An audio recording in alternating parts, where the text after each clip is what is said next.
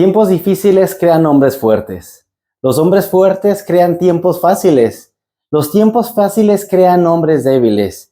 Y por último, los hombres débiles crean tiempos difíciles. Y como vemos, todo esto es un ciclo que se va repitiendo generación tras generación. Y no es hasta que alguien esté dispuesto a romper este ciclo que las cosas cambian y las cosas son diferentes. Pues justamente en esa porción que es de Devarim, Moisés está recordando situaciones que acontecieron en el pasado para poder tener un mejor futuro. Porque es cierto, lo que hicimos atrás ya no lo podemos cambiar, pero sí podemos determinar nuestro futuro en base a cómo vivimos nuestro presente. Y vivir el presente, en este caso para Moisés, es tener la palabra aquí, el día de hoy, no el día de ayer, y para avanzar al siguiente día que es el día de mañana. Por eso Moisés empieza a repetir la palabra nuevamente. Se conoce a esto como la segunda ley también, donde vamos a encontrar que a través de la repetición vamos a ser nosotros transformados y mejorados para que ahora esta generación, que no es la misma que sus padres, tengan la oportunidad y la bendición de una vida diferente, una vida mejor y con relación con el Padre todavía más total y más completa. Acompáñame a estudiar esa porción, la porción número 34 de Devarim. Y ¿sabes? Esta porción está situada en lo que viene siendo el capítulo 3, el capítulo 1 de Devarim o de Deuteronomio, al capítulo 3, versículo 22. Versículo 22. Pero quiero decir aquí algunas cosas. Esta porción ahora se va a estudiar de una manera un poco diferente, porque aquí contiene de todo, aquí sí hay variedad, hay mucho de donde podemos nosotros echar mano. Y es necesario saber que la palabra se estudia normalmente en 4 niveles de interpretación. Lo que se conoce como el nivel literal, lo que alcanzamos a leer solamente, se conoce también como el nivel de la insinuación, lo que la palabra nos quiere insinuar, nos quiere decir. Se conoce también como el hecho del nivel de las conexiones, el drash, todo lo que conecta con ese texto, con ese capítulo, con esa historia, todas esas conexiones que hay entre capítulos, entre versículos, y sobre todo también el nivel de los secretos. Y justo esa porción contiene todos estos niveles de interpretación. Es muy importante recalcarlo porque si no lo entendemos de esta manera, va a haber textos como iniciando, empieza a decir una serie de cosas que de manera literal no se van a entender. De hecho, no está respaldado por la ciencia porque los lugares que vamos a ver son más bien situaciones porque no pasaron por esos lugares en realidad. Pero ahorita lo vamos a estudiar un poco más a detalle. Bueno, en esta porción se encuentran 200 de los 613 mandamientos. O sea que a lo que es hasta el libro de Bamidbar o Números van 413 y a este libro, se le añaden estos otros 200 y da la totalidad de 613 mandamientos según la cuenta de Maimónides. Es importante recalcarlo. Ahora, al puro inicio nos está diciendo, estas son las palabras que Moisés o Moshe habló al pueblo de Israel. Y ya de aquí vamos a comenzar con codificaciones que hay que desmenuzarlas, hay que abrirlas para poder entender mejor. Porque en español no se entiende, pero en hebreo está diciendo Elea Devarim. Elea Devarim, o sea, estas son las palabras. Recordemos que Davar es palabra y Devarim son palabras, ¿verdad? Plural y singular, vamos a entender. Bueno, como dato curioso, la palabra Deuteronomio, o por qué le pusieron Deuteronomio, pues tiene que ver en el griego, ¿no? En el griego es deutero, o sea, segunda, nomio es de nomos, de ley, segunda ley. Le pusieron así, pero Devarim es la palabra más correcta para poderlo entender, ¿no? Que se refiere a estas palabras que empezó a decir Moshe. Un discurso que duró, como vemos aquí, Elea Devarim tiene su gematría de 36. Si sumamos las letras en hebreo, nos da el número 36. Y 36 días desde este discurso hasta el cumpleaños de Moisés, que es la fecha de muerte de Moisés, vamos a encontrar que este es lo que duró el discurso. Un discurso continuo y progresivo, donde vamos a encontrar que al inicio, cuando fue llamado, Moisés decía, es que yo no tengo palabras, yo no sé hablar, yo no sé pronunciar bien. y empieza a poner un montón de pretextos. Sin embargo, ahora aquí a estas fechas que le preocupa que el pueblo con esta nueva generación pues le grabe la palabra para que lo piense, para que lo tenga grabado en su corazón y viva y actúe conforme a ello y empieza a dar todo este discurso de manera continua. Por eso este libro es un libro, aunque algunos no lo consideran realmente parte de la Torá, porque no fue dictada por el Eterno, o sea, no le dictó a Moisés el Eterno todo esto, sino que es de la perspectiva de Moisés. Sin embargo, este libro está dividido en 3 etapas, donde hace la remembranza del libro de Éxodo, de Números.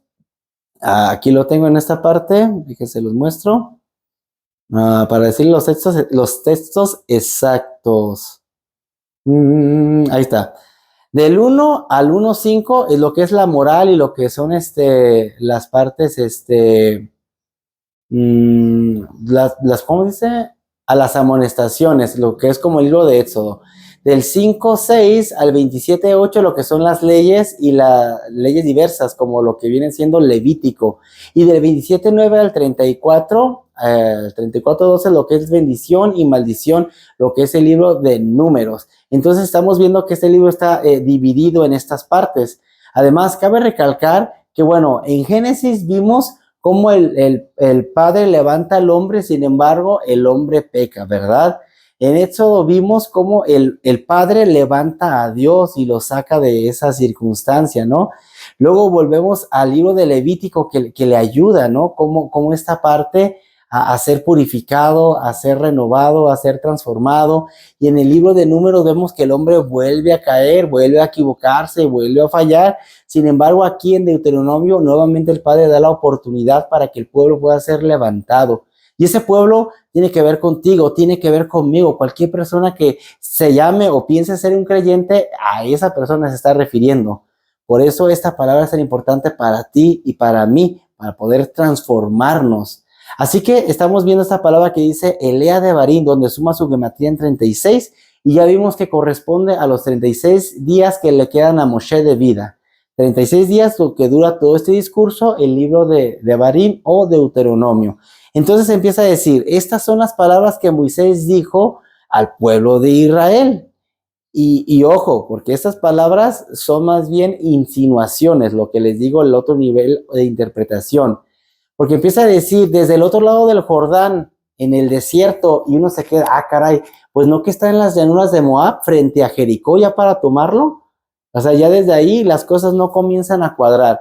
Y además dice que en el desierto, o sea, son llanuras, pero aquí más bien está dando a entender, o sea, el Padre, bueno, el Padre quiere a través de Moshe que el pueblo entienda lo siguiente, porque otra cosa importante, no es de que Moshe haya escrito este libro por su propia cuenta, o sea, sí viene de su perspectiva, pero viene inspirada por Dios. Vemos en Timoteo que toda escritura es inspirada por Dios, apta para redarguir, para enseñar, para instruir. O sea, tiene que ser inspirada y tiene que ser respaldada por la palabra del Eterno.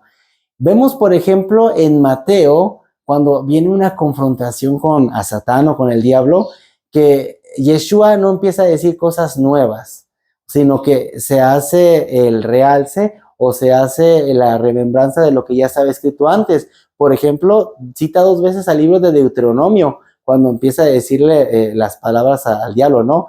No, o sea, cuando le dice, convierte esas piedras en pan, aviéntate del penáculo y adórame. Y empieza a recordar todo lo que ya está escrito en Deuteronomio 6, por ejemplo, ¿verdad? Al Señor tuyo solamente adorarás y Él solo servirás. Y empieza a decirle todo esto de manera que la palabra se está respaldando con nuestro mismo Yeshua HaMashiach, que este libro está respaldado, ¿no? En esta parte. Aunque no sea dictado directamente por el Eterno, pues sí por Moshe viene esta parte de la inspiración por medio del Ruach.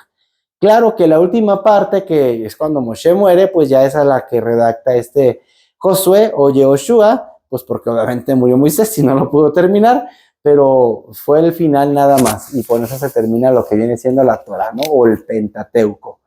Entonces estamos viendo que dice, estas son las palabras que Moshe habló a todo Israel en este lado del Jordán, en el desierto, en el Arba, o sea, en el monte, frente al Mar Rojo. Y como les digo, obviamente no quedan juntos estos lugares, pero comienza a decir, este es el inicio, básicamente, nos está enseñando esto. O sea, son no lugares, son las situaciones que el pueblo pasó. Sí, inició en Egipto, tuvo que cruzar el mar y ahí empezó su travesía al desierto. Y cuando está hablando ahora entre Parán, porque les digo, lo que es Parán, Tofel, Labán, Hazerot, Dizab, son lugares que en las 42 jornadas anteriores que vimos, pues no estaban. Estos por eso no son lugares como tal, son las situaciones que vivieron. Y la primera situación fue que cuando cruzaron el Mar Rojo entraron a un desierto. O sea, entraron a un lugar donde ya no estaba la misma condición de vida, donde ya no estaban las mismas pues oportunidades o comodidades. Sin embargo, el Padre los lleva a Parán, a donde es una llanura, significa eso, donde no hay aparentemente nada, pero sin embargo, un arquitecto puede ver un lugar, un llano, y puede y estar en su mente viendo todo completado, ¿no? Una plaza comercial, unos edificios, tiendas de autoservicio, todo puede estar viendo terminado toda una ciudad con entradas, con salidas, plusvalías, todo eso, lo puede ver terminado en su mente. De la misma manera quería el Eterno que el Padre lo viera. No que viera que ahí se iba a establecer, sino que viera que aparentemente no tenían nada, pero lo único que tenían que voltear era ver al Eterno para que se dieran que tenían todo con Él. De manera que tenía que obligarlos a que no vieran físicamente nada, solamente estar con el Eterno, entendiendo que Él es el mayor tesoro y la mayor riqueza que nosotros podemos tener. Por eso los llevó y los inició en este trayecto, en este caminar. Y luego sigue diciendo en Tofel. Tofel tiene que ver con el desprecio, con el menosprecio, y lo aunan o lo unen juntamente con Labán, que Labán es blanco, pero se asocia con el maná, porque el maná dice que era de color blanco, como hojuelas, como cilantro, como todo esto, que cada quien tiene una perspectiva, pero dicen que era de color blanco. Entonces, se entiende que menospreciaron el maná. Que, o sea, en los lugares donde, o sea, en estas situaciones que pasaron, o sea, sí estuvieron en lugares, pero más que lugares les digo, las situaciones que vivieron, despreciaron el maná, despreciaron el pan del cielo, el pan que venía del mismo Eterno. Por eso viene a ser lo siguiente, Hatzerot, y que tiene que ver su raíz con esta parte de ser mezquino, de ser avaro, de ser el yo, pero voy yo. Estas cosas debieran habernos transformado, porque si vemos, son en estas estaciones que cruzaron, donde en cada una de ellas pecaron con el Eterno de una o de otra manera. Por eso hace el realce Moshe, diciéndoles de manera, como no fueron ellos directamente, sino sus padres, les está queriendo decir, les está queriendo insinuar que no hagan lo mismo, ¿ok? Y luego acaba diciendo en Dizab, que Di tiene que ver con mucho, con demasiado, y Zab tiene que ver con oro. Entonces, literalmente significa demasiado oro. Y esto también se asocia muy ligado, muy directo con el becerro de oro, con ese pecado, esa bodazara, donde el exceso de oro que sacaron de Egipto, al final, bueno, en este momento les hizo un maleficio en vez de una bendición o un beneficio. ¿Por qué? Porque lo utilizaron para edificar un lugar de adoración, un ídolo en el cual le adjudicaron inclusive la salida, los milagros, todo, porque querían ver algo físico. Entonces, estamos viendo que, aunque pues parecía que no había nada, el Eterno quería tratar, antes de que empezaran a tomar la tierra prometida, antes de que empezaran a tomar el mundo externo, quería que ellos se dominaran en su mundo interno, porque esto va directamente o intrínsecamente ligado. Por eso el Padre comienza a decirnos, mostrarnos qué es lo que hay en nuestro corazón, porque empezaron literalmente con nada, pero acabaron con mucho oro. Vemos cómo el Eterno siempre nos lleva de menos a más.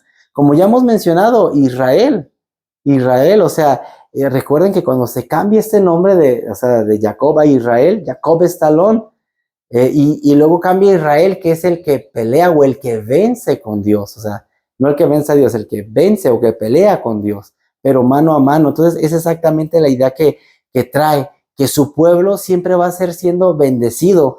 Después de que sucede este pecado con el becerro de oro, luego tuvieron una reconciliación con el Mishkan, con el lugar santo, para poder tener esa unión nuevamente con el Padre y entonces tener estas bendiciones. De manera que vemos que al principio sí les causó pues dolor, terror, castigo, pero después supieron administrar mejor esos bienes para entonces ya honrar a Dios y buscar esa cercanía con el Padre. Entonces estamos viendo que todo esto tiene que ver directamente con nuestra vida, con nuestro corazón. Y un dato muy curioso es de que desde el monte Sinaí o el monte Horeb hasta llegar a donde estaban, a Kadesh, en Bernea, y hubiera sido un trayecto, por ejemplo, de 11 días, pero el padre la verdad que estaba muy entusiasmado y quería que ellos tomaran la tierra antes, tanto que este trayecto no duran 11 días, sino duran 3 días. El detalle fue que ellos no creyeron y ahí hubo el detalle que pues no entraron y ahí se largó a 40 años. ¡Wow! No puedo creerlo. Suena sorprendente, pero cierto. Y es que a veces el Padre nos dice una cosa, nos dice una palabra y suena bien, pero cuando ya estamos por poseerla o por tomarla, ahí viene la duda, viene la incertidumbre y no terminamos de concluirla. Y quiero decirte que siempre, bueno, el milagro requiere un esfuerzo humano para que podamos ver la promesa del Padre cumplida, como él les está diciendo ahora a su pueblo amado. O sea, quiere darles una promesa, una bendición, pero necesita que también ellos apliquen y pongan de su parte. Y para eso tuvieron todo este proceso para ser transformados y renovados. Claro que en todo lo que ellos pasaron, pues tuvieron que, a base tal vez de mucho dolor, pero tuvieron que cambiar. Fue necesario que cambiaran su forma de pensar para que su forma de vivir fuese diferente. Y sabes, ahora estamos viendo que como, por ejemplo, aquí hay estos 200 mandamientos en todo este libro que se empiezan a compartir para todos nosotros, o sea, para todo el pueblo. Vamos a entender que estos mandamientos, siempre la palabra va a ser esa luz que alumbra nuestra vida. Va a alumbrar siempre en la mayor oscuridad con más intensidad. Siempre en los lugares oscuros va a alumbrar más, aunque sea la más pequeña luz. Y nosotros somos llamados a ser esa luz para mostrar las cosas, pero brillamos no por nuestros méritos, sino porque nosotros buscamos estar en esa obediencia, y el ser obedientes tiene que ver con cumplir esos mandamientos e irlos atesorando en nuestra vida. Y alguno me puede decir, caray, pero acá Yeshua o Jesús nos enseñó un nuevo mandamiento. Y en realidad no es cierto, no era nuevo, ya estaba ese mandamiento. Se amarán unos a otros, pero lo nuevo era como yo los he amado. Entonces vemos que Yeshua, como es la Torah viviente, está siempre mostrando cómo debe ser cada persona, o sea, cómo debe aplicar la palabra para nuestra vida, porque la palabra ya había sido dada, pero lamentablemente la perversión, la corrupción, la maldad de los hombres no hacía o impedía mucho que pudieran comprender la veracidad de la palabra y llevarla a cabo. Por eso Yeshua viene y nos da ese ejemplo y la aplicación de este mismo. Porque sí, las parábolas era algo muy sencillo realmente de explicar, que hablar por parábolas era algo pues como de hablar un niño con ilustraciones. Y aún así, muchas veces no entendemos algunas de estas. Pues hay que rogar al Padre que nos dé ese entendimiento para poder comprender más a fondo. Entonces ese nuevo mandamiento, ahora sabemos que se refiere no tanto a que sea nuevo, sino que nos está dando la aplicación de cómo hacerlo. Y recordamos que ahora, como la última palabra que viene en el libro de Deuteronomio es Israel, nos da a entender que en Génesis empieza con Dios, pero en Devarim acaba con Israel, donde se cumplen las promesas, se cumplen los pactos, se cumple la palabra, se cumplen los ciclos, donde ya entra a la tierra prometida, donde todo se va a cumplir proféticamente, todo está establecido. Y es muy curioso que aquí compagine de un lado al otro, pero en línea perfecta, donde nos da a entender el milagro que nosotros tenemos de la redención de Yeshua Mashiach.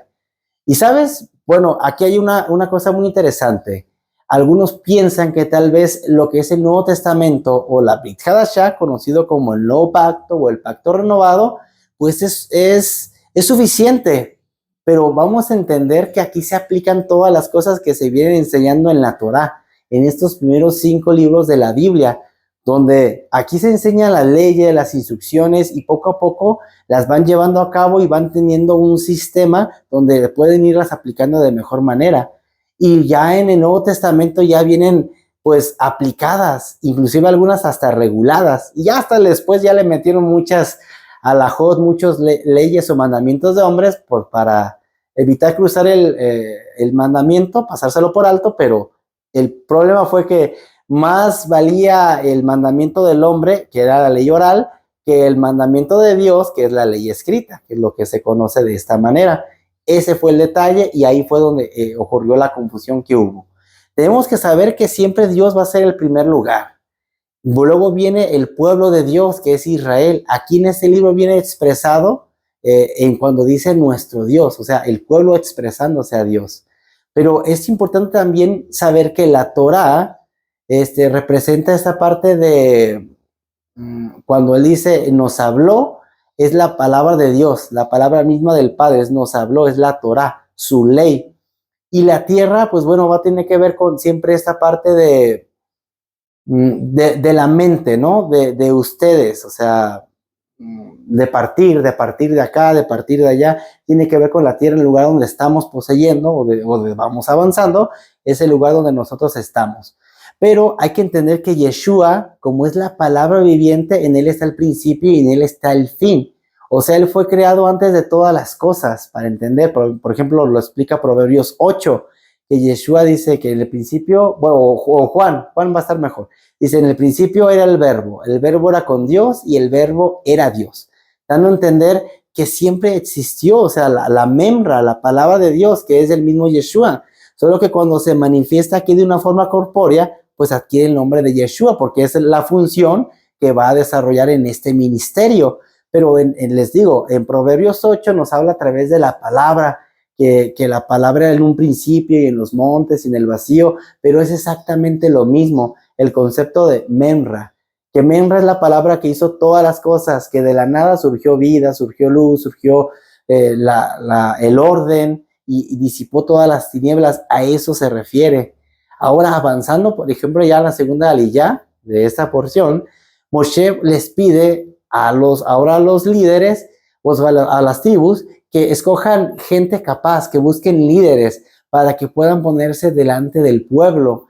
Y les pide una serie de requisitos, porque no era como que a ver quién te cae bien y vamos a ponerlo. No.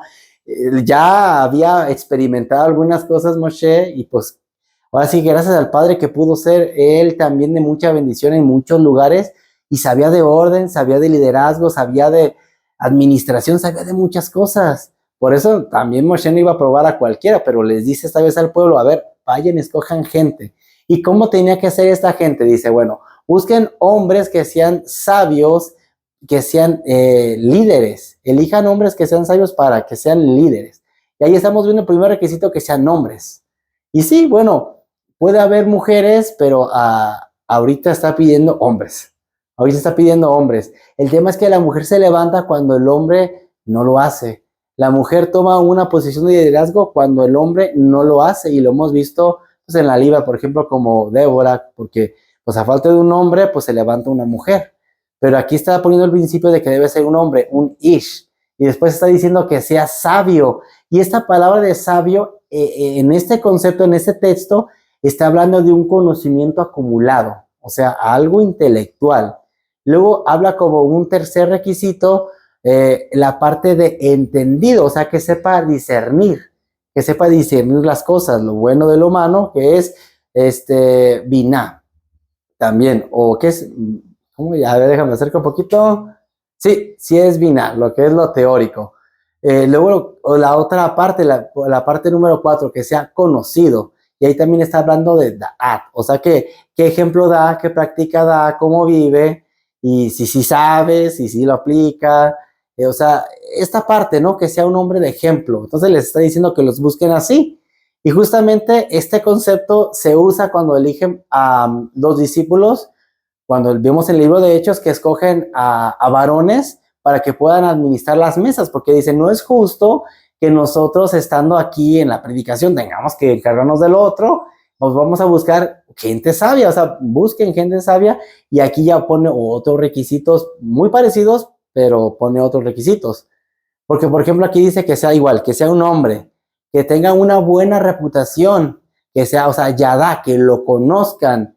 Y luego que dice que sea, el tercer punto, sean llenos del Espíritu Santo, del Ruach HaKodesh, que tenga inteligencia, o sea, que tenga entendimiento, que sea, que tenga la capacidad creativa, que es Bein, la capacidad creativa, o sea, por parte del Ruach, que sepa desarrollar las cosas, ¿no? Prácticamente es Jokmah, Binah y Da'at. Jokmah es la parte de la idea, cuando surge la idea. Wow. Luego, Binah es el desarrollo de la idea. Y Da'at es la conclusión de cómo se hace esa idea, cómo se forma esa idea. Y ahí es donde encontramos mucha de la sabiduría que nosotros entendemos. Y como otro de los puntos, pide esta parte de la sabiduría. Y aquí está diciendo que sea un jajam. Por ejemplo, aquí ponen otros conceptos. ¿Por qué? Porque ya hubo un trayecto recorrido y ya saben que esos son los más adecuados para elegir a alguien.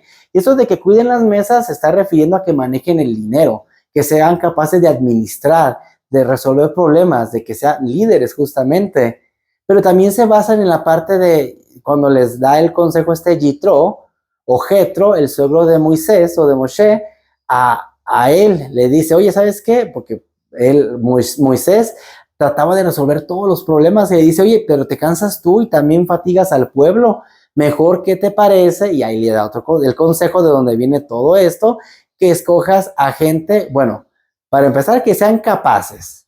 2, que sean temerosos de Dios. 3, que aborrezcan las ganancias deshonestas.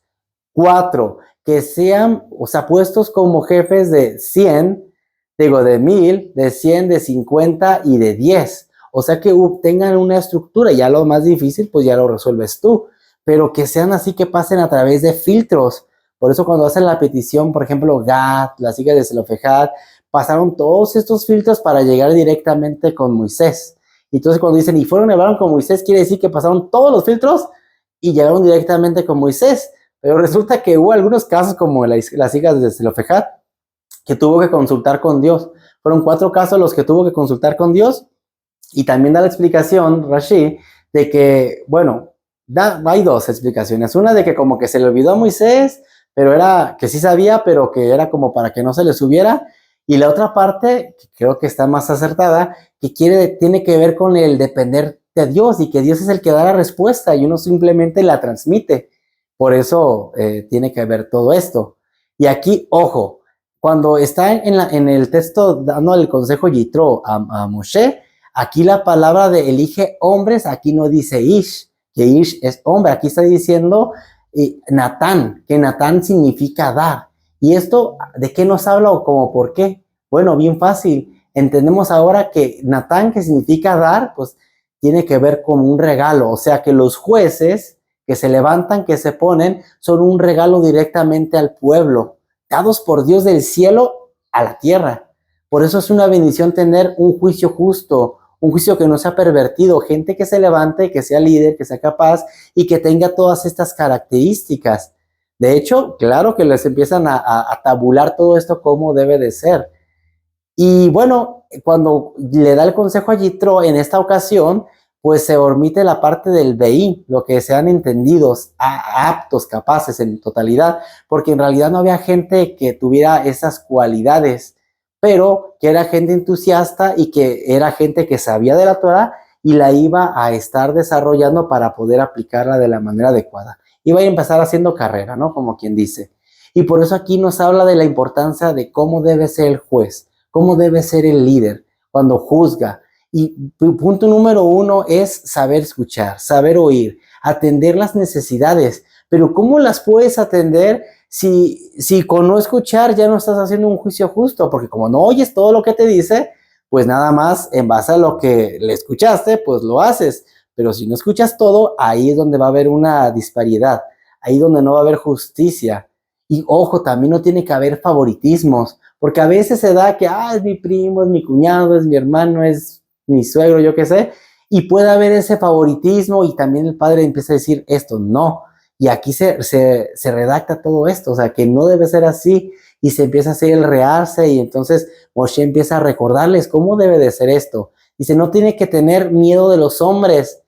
¿Y cuántas veces no hemos escuchado que, híjole, ya amenazó al juez, híjole, ya pasó esto, y la justicia se pervierte? Pues aquí tenemos que entender que el juicio siempre es de Dios.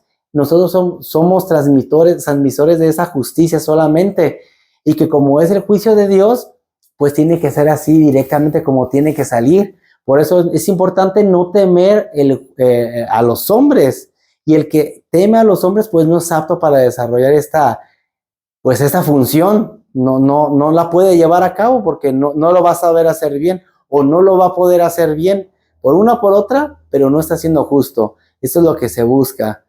Ahora, también está hablando de que la justicia, o sea, por ejemplo, en Deuteronomio 16, 19 al 20 nos está diciendo, no torcerás la justicia, no harás, no harás, no harás acepción de personas. Ahí me voy a sacar un poquito más, porque lo escribí en chiquito. Ahí va, de nuevo. No torcerás la justicia, no harás acepción de personas, no aceptarás sobornos. A ver, tomarás soborno. ¿Cómo? Ay, lo debo escribir mejor. Otra vez. No torcerás la justicia, no harás acepción de personas, ni tomarás soborno, porque el soborno ciega los ojos del sabio y pervierte la palabra del justo. La justicia buscarás para que vivas y poseas la tierra que Jehová tu Dios te da. Ya está mejor. Es que la escribí bien chiquita. Pero aquí nos está entendiendo, nos dan a entender eso. ¿Cómo debe ser todo este juicio? Pues básicamente, sí tienes que ser capaz, sí tienes que tener habilidad, aptitud y muchas cosas, pero tiene que ver también con esa parte de la fe. ¿Por qué no digo la fe? Porque la fe sabemos que significa emuná, que es fidelidad y es lealtad. Un juicio siempre se va a basar en una ley. Por ejemplo, aquí nuestras autoridades, ahí está el Código Penal, el Código, la Constitución, todo. Están las leyes que rigen a un estado, a un país, a una nación. Pero de la misma manera nosotros tenemos un código de leyes, la cual es la Torá. Y bajo estas leyes y lineamientos nosotros somos y debemos ser juzgados. Y la persona que se encarga de impartir este juicio, pues debe conocer la ley, pues para saber juzgarte bien, ¿no? Pero hablo por esta, que es la emuná, porque significa fidelidad y lealtad a lo que dice la palabra, a lo que está escrito ahí. Y eso se manifiesta, pues, en un juicio, en una acción, en una consecuencia, tanto buena como mala. Y aquí vamos a unar un poco con la lilla número 3, con lo que sigue. ¿Por qué? Porque estamos viendo que sabemos que la fe, lo hemos entendido, que saben las cosas que no son como si fuese, o sea, lo que no se ve, la certeza de lo que se espera, lo hemos entendido como de esta manera. Y en parte les digo que tiene que ver con esto, pero también hay una cosa muy importante. Cuando solamente hablamos de fe en el contexto griego, estamos hablando netamente de un conocimiento, una idea, solamente saberla. Pero la fe en el conocimiento hebreo tiene que ver con la parte de relación. O sea, en el griego es la parte intelectual, pero en el hebreo es la relacional. Por eso estamos entendiendo que aquí está jugando esta parte con la fe. Con la aplicación de la fe es la justicia. Y es lo que estamos entendiendo. Por eso les decía, un milagro requiere de una participación humana, un esfuerzo que se debe de dar. O sea, una promesa que Dios te da y el hombre pues tiene que pagar el precio para ver esa promesa cumplida. Y en la lilla número 3, que es donde vemos la remembranza de los hechos que sucedieron con los espías en aquella época, cuando la de Shelach Leja, ¿se acuerdan? Cuando Moshe envía, porque él envía para él, a unos espías, y resulta que 10 traen un reporte pues negativo, donde empiezan a asustar a la gente y la gente se aterroriza y dan profundo énfasis a lo que dicen estos 10, que a los que empezaron a hablar verdad, justicia, a los que eran leales, a esos los quisieron apedrear porque no quisieron esa palabra, la arrepentieron.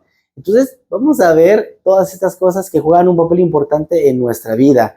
Esta gente, bajo este contexto, pues tenían miedo y por eso le dicen a Moshe, a ver, envía a alguien para ver cómo está la tierra. O sea, era como un truco. A Moshe le pareció bien, pero él sabía la certeza de lo que pues el Eterno le dijo y él sabía que era ahí, tomarle y ya, se acabó. Pero al enviar esos espías, pues resulta que la consecuencia son esos 40 años. Así que cuando viene a venir ese reporte, de 10 lo dieron negativo, pues la gente empieza hasta a cavar sus tumbas y empiezan a decir, ay, nos trajeron aquí para morir y nuestros hijos van a ser muertos por nuestros enemigos a espada y vámonos a Egipto. Y empezaron a murmurar, empezaron a decir cosas, o sea, una idea se infringió en el corazón y se habló en la boca y llegó al mundo de la acción, pero fue una incredulidad, porque no creyeron la promesa, no creyeron la palabra del Eterno. Y yo te voy a decir algo, y está bien fuerte, pero ¿sabes quién dice que la incredulidad es igual que la maldad? No, hombre, no me la vas a creer, pero dice Yeshua. Yeshua lo dice. Y lo vamos a recordar en aquel hecho cuando llega un hombre con su hijo que tenía pues un espíritu inmundo, un espíritu demoníaco, y va con los discípulos a pedirles ayuda, que lo echen fuera, pero no pudieron. Y va con Yeshua y Yeshua le dice, ayúdame por favor, libera a mi hijo. Y le dice, pero ahí están los discípulos. Pero ya fui con ellos, pero no pudieron hacer nada. Y se enoja Yeshua y dice, ¿hasta cuándo tendré que estar con ustedes? Generación incrédula y perversa, o incrédula y malvada. O sea, ¿cómo lo lleva al mismo nivel? La maldad es igual a incredulidad, o la incredulidad es igual que la maldad. Y no podemos hacer otra cosa. Sabemos que la confianza en el Padre se puede entender como esa bitajón. O sea, yo le llamo la fe sobre ruedas, que lo aplicas, que lo haces, porque tú crees, lo haces, confías, pero aquí la confianza y la esperanza está hablando de la palabra amán, que quiere decir apoyarse, sostenerse, estar en él. Es como cuando llega un señor y en un bastón y está ahí, si el bastón se le rompe, se va a caer al piso. Es exactamente lo que nosotros hacemos cuando ponemos la confianza en otra cosa, porque si no confiamos en Dios, estamos confiando en nuestras fuerzas, en nuestro trabajo, en algo más, y ese bastón se va a romper, se va a caer y no va a haber manera que nos sostengamos, sino que la caída va a ser muy dura. Por eso el Padre nos llama y nos amonesta acerca de todas estas cosas. Y sí, la falta de fe es una maldad. Yeshua nos lo dice y nos lo recalca, pero no porque quiera que nos sintamos mal, sino por el hecho de que busca que nosotros hagamos un cambio, porque obviamente que estos se acercaron los discípulos y le dijeron a Yeshua, oye, pero ¿por qué nosotros no pudimos? Y les dice Yeshua, pues por su incredulidad, por su falta de fe. O sea, y les empieza a hablar acerca de un granito de mostaza. Dice, así como este granito bien pequeño, que es el más pequeño, da frondosos árboles y con follaje así grande y todo, así de fe por lo menos. Pero le está diciendo, ni esa fe tienen. Y es que a veces cuando tenemos que hacer una acción, o sea, sí sabemos la palabra de Dios, lo que dice y eso, pero cuando tenemos que llevarlo al mundo de la acción, la idea es que el cuerpo haga lo que el espíritu quiere. Yeshua dice, es que esta generación no sale sino con oración. Y hay una parte que dice en el texto, y ayuno, pero en realidad el ayuno es un versículo que fue añadido por los copistas y que con el tiempo ya se quedó ahí, pero en realidad está hablando sobre una relación, o sea, buscar la lealtad, buscar la conexión, buscar que tu cuerpo, tu alma se alineen con el Padre para que el cuerpo haga únicamente lo que el Espíritu quiere. Y a esto se refiere, y esto es lo que está hablando. Esta es la enseñanza que el Padre nos da. O sea que sí es posible ser fiel a Dios. Porque vemos un ejemplo clarísimo, Caleb. Caleb significa perro, y el perro tiene la cualidad de ser leal, de ser fiel. Entonces, quiere decir que también nosotros podemos desarrollar esa cualidad, porque se acuerdan que decía Caleb, no, pero ahorita podemos ir, el Padre nos las va a dar. ¿Y qué es lo que le dice el Padre? Bueno, así como pusiste el pie, o sea, como Caleb puso el pie, esa tierra yo le voy a dar, la tierra de Brom. Y además, cuando tienen que, ya se va a cumplir, ya lo vamos a ver, que cuando tienen que entrar, él entra con ese fervor y ese, o sea, pareciera que no envejeció, o sea, estaba fuerte el hombre, estaba así que reverdecido. Pero qué es lo que hizo? Pues se mantuvo en la promesa de que el Padre le dio y en eso se sostuvo, ser fiel a sus promesas, lo que estamos viendo. Y luego avanzando en la siguiente aliyá, la aliyá número 4, nos está hablando acerca de obedecer a tiempo. O sea, es muy importante. ¿Por qué? Porque obviamente no creyeron, no quisieron y hubo una consecuencia con lo que sucedió en esto. La gente lo relaciona con el Tisha B'Av, donde el pueblo sufrió y tuvo mucho miedo y fue un 9 de Av. Y justo el 9 de Av es el día que el pueblo judío hace un ayuno porque recuerda los eventos trágicos que ha pasado, que justo han sido en esa fecha, como cuando destruyen el templo, como cuando viene Hitler y hace toda la matazón que hizo en contra de los judíos. O sea, cosas bárbaras han pasado el día 9 de Ab. De manera que también nuestra Haftará conecta, no por lo que dice, sino por la fecha, donde el profeta Isaías, que se lee Isaías 1, del 1 al 27, les empieza a recordar al pueblo, les empieza a amonestar que la vida que lleva no es la que el Padre quiere, porque aquí vemos cómo esta generación se levanta. Esta generación va a entrar con una nueva idea, con la palabra refrescada y con todo, pero pasa el tiempo y ya cuando llega a la época de Isaías es porque ya todo estaba corrupto, ya hasta el Padre les llama como Sodoma, como Gomorra, porque ya inclusive dice que ni los animales hacen tanta perversión como ellos, dice, o sea, la hembra busca al macho y ustedes ¿qué están haciendo? ¿Cómo lo están pervirtiendo? Y comienza el texto diciendo, o sea, yo crié hijos y los engrandecí y sin embargo se rebelaron en contra de mí.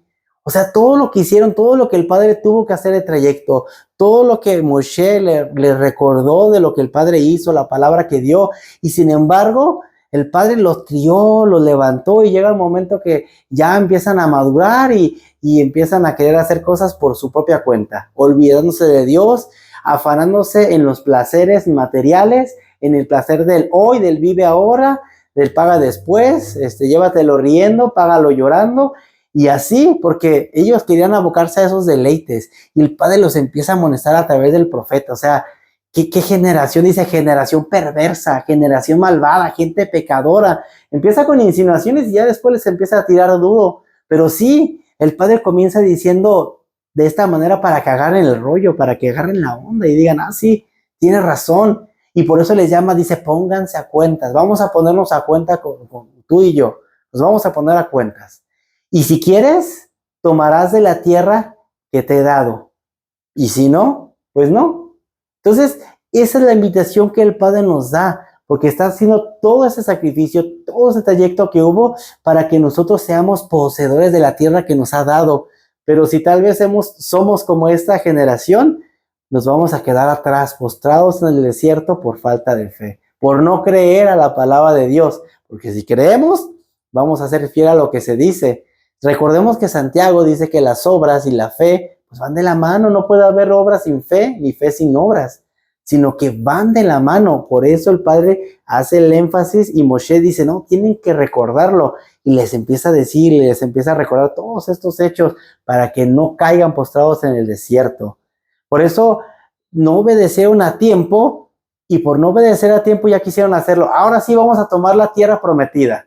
Ah, ok, pero ya no, les dice Moshe, ya ni vayan, porque el Eterno ya no está con nosotros, ya no está con ustedes, ya no vayan. Pero ellos van, ¿y qué pasa? No, hombre, llegan los enemigos y les dan una corretiza de aquellas, muere gente, llegan hasta el valle de Or, los que la libraron. ¿Por qué? Porque desobedecieron. O sea, ¿cómo te digo que ahorita sí y no quieres? Y pues ya no, pero ahora sí. O sea, no es cuando tú quieras, es cuando el Eterno pone los tiempos, pone el momento. Y voy a hacer esta reflexión, digo, aunque sea algo rápida, pero yo recuerdo que alguna ocasión un maestro explicaba esta parte de que por lo menos una vez en la vida debemos arrepentirnos. Y un alumno preguntaba, bueno, pero, o sea, ¿cómo le hago? ¿Cuándo debo de arrepentirme? y le decía el maestro, bueno, pues como no sabes cuánto vas a vivir, arrepiéntete hoy. O sea, esa es la bendición que el Padre nos da, tener el tiempo. Dice, si escucharas hoy la voz de Dios, cuando hoy no endurezcas tu corazón, no seas como aquellos, no seas así. O sea, hoy nos da la oportunidad, mañana no sabemos, mañana no conocemos la certeza de lo que va a ocasionarnos el día de mañana. Por eso el día de hoy tenemos la oportunidad de hacerlo. Luego, posteriormente, aprendiendo a escuchar y todo, pues el Padre ya también les da otro mandato a Moshe. Aquí lo empieza a recordar Moshe, de que le dijo el Padre a Moshe que no tomaran las tierras de los de Amón, ni los de Moab, ni siquiera que vayan a tomar el monte Seir, porque se los ha dado ¿cómo se llaman? A Esaf. Y bueno, son los descendientes de Lot, básicamente, no estos otros. Los descendientes de Lot, porque hizo un juramento a sus hijos, el cual aquí nos dice que el Padre cumple sus promesas. El Padre, aunque no sea el pueblo de Dios tal cual, pero hizo una promesa y la va a cumplir. Y bueno, vemos que aquí el Padre sí cumple sus promesas. Por eso lo que ha prometido el día de ayer, lo ha cumplido el día de hoy, y lo que te ha prometido el día de mañana, pues lo va a cumplir. O sea, para Él no hay tiempo, Él no es medible en ese sentido. Y recordamos cómo es de que vencen o tienen esa victoria el pueblo del Padre, les empieza a decir, o sea, el Señor tu Dios está contigo, no olvides que el Padre va contigo, Él pelea por ti, y les da todas estas palabras Moshe de aliento al pueblo y al mismo Yehoshua o Josué para recordar esos hechos de cómo se levantaron contra, o sea, cómo tuvieron que tener esta guerra contra, por ejemplo, el rey Sihón, que era el rey de Hesbón, y que tuvieron una victoria porque el Padre se las dio. Luego, o sea, tuvieron que pasar por el nivel geográfico para apuntar a la tierra prometida y tuvieron que destruir a este rey. Era necesario porque el rey de Hesbón, que era el rey Sihón, y el rey Og, sobre todo el rey Og, eran los que controlaban toda esta tierra, que era el rey de Basán, donde quedaría la media tribu de Manasés. Bueno, ¿qué fue lo que sucedió? El Padre les dice, en vez de seguirle derecho, dale vuelta para acá, nada más di que vas a cruzar, pero el Padre endurece el corazón de este rey, que el rey Og era un gigante para acabar. Su cama medía 4,5 metros por 2 o 2,5, no recuerdo, pero creo que es 4,5 por 2. Pero imagínense un tamaño de esos, donde habrá que eran ciudades grandes, fortificadas y muy altas, pues la gente de ahí cómo era. Y gente de guerra, no era gente nada más grande, sino que sabía pelear, sabía echarle, ahora sí que a los golpes. Sin embargo, aquí nos demuestra una vez más que no se trata de habilidad, no se trata de capacidad, sino se trata del Espíritu de Dios.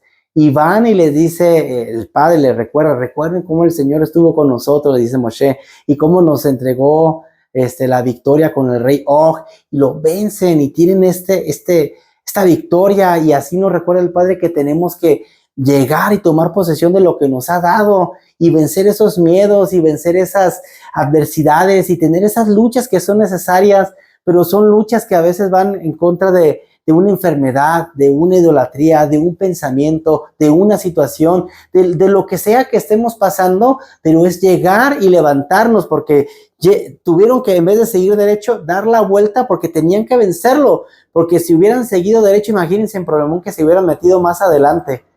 Tuvieron que vencerlo para poder tomar posesión de la tierra y ya quedar ahí. Entonces, así el Padre nos llama muchas veces a en vez de seguir adelante a lo que pensamos que es lo correcto, lo más directo, el Padre muchas veces quiere que pasemos por esos procesos para llegar, destruir y tomar posesión de la herencia que el Padre nos ha dado. Por eso es tan importante tener todo esto en cuenta. Además, ya en la línea número 7, Moshe distribuye las tierras a lo que es Rubén, Gad, lo que es al otro lado del río, y la media tribu de Manasés, que es lo que les decía, quedaba en esta parte de Basán, cruzando el río Jordán, y luego dentro de la tierra prometida, pues ya quedaría la media tribu de Manasés y las demás tribus divididas. Y esto se hace por nivel de estrategia, porque recordemos que Gad y Rubén eran comerciantes y se había quedado en el pacto de que mientras ellos fueran y pelearan con sus hermanos hasta que tuvieran la victoria, pudieran llegar y poseer la tierra en totalidad que se les había prometido, pero por ellos, o sea, porque hicieron un acuerdo, pero no era la que el Padre les quiera dar, como hemos visto. Así que por eso el Padre nos llama a tomar posesión de lo que nos ha dado, no sea que después se nos sea quitado.